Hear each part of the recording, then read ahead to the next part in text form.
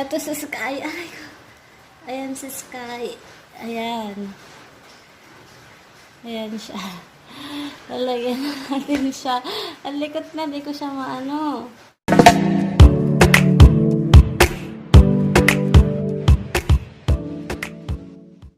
Hi guys! Welcome back to Mitch Official. And for today's video, gusto ko lang i-share sa inyo yung nabili ko sa Shopee na The Tick. Ito siya. Alam naman ng mga nanonood talaga sa akin na marami kaming aso dito sa bahay. So, itong purpose ng The Tick na to is para matanggal yung mga tick and flea ng ating mga aso sa murang halaga lang. So, bago natin ito i-open, konting story time lang muna.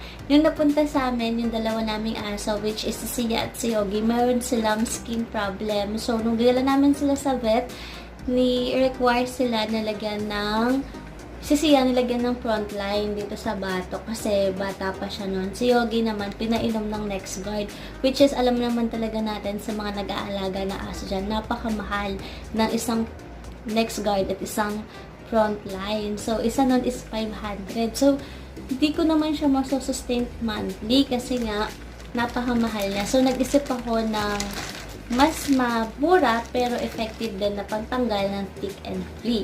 Ito ngayon nakita ko sa YouTube na ginagamit nila ang The Tick. Actually, matagal ko nang ginagamit yung The Tick. Ngayon ko lang siya mabibidyohan. Siguro, 6 na buwan ko na din silang nilalagyan nito. At effective naman talaga siya sa mga aso na. So, ngayon i-open na natin.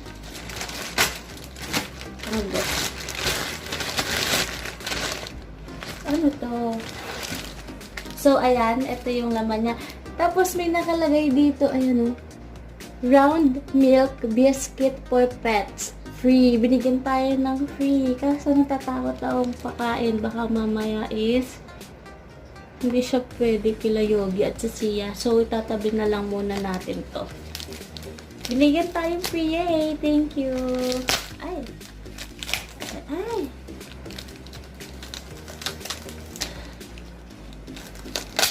So, ito yung daw, free na biscuits for dog. So, ito na natin.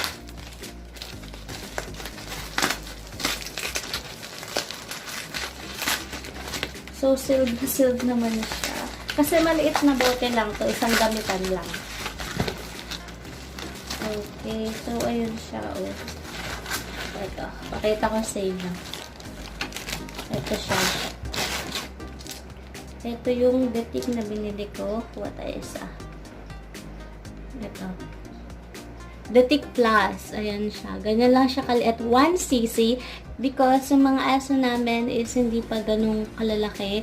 Yung 1cc is good for 10 kilos na dog pababa. So, 1cc lang yung gagamitin natin. Bumili ko ng 1, 2, 3, 4, 5, 6, 7, 7. Kasi 7 yung aso namin. 4 sa amin. Tapos, 2 dun sa isang ate ko at 1 dun sa isang ate ko. Bali, 7. So, papakita ko sa inyo kung paano ko to nilalagay sa mga aso namin. Tara! So, start na natin maglagay. Bawal silang magkadikit-dikit kasi pag nilagay itong The Tick pala, bawal nilang madilaan, bawal nilang, baka kasi mamaya pag nagharutan sila, madilaan nila ilalagay natin The Tick. Ilalagay ko pala siya sa batok ng mga aso para hindi nila maabot. So, unahin natin si Sia. Lagyan natin siya. Ito. Konti lang yung laman nito eh. Ayan. So, ayan, lagay natin sa dito, batok.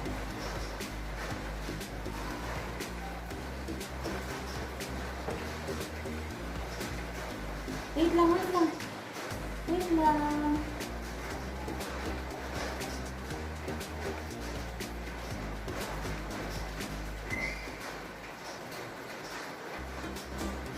Ayan, nalagyan na natin sa Sia.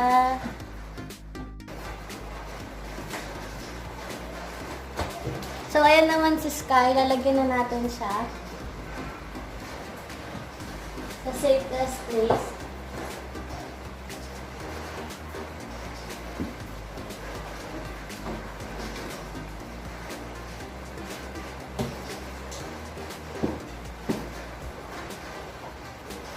Meron pang natira.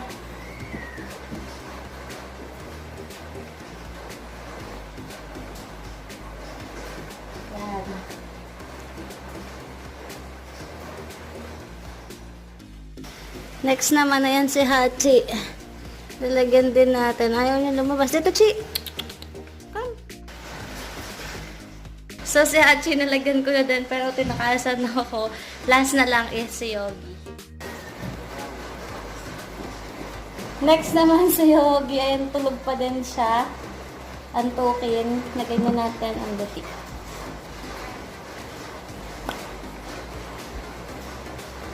Okay.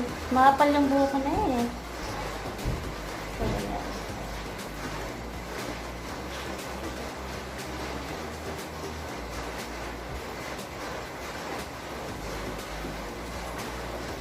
Nagising siya.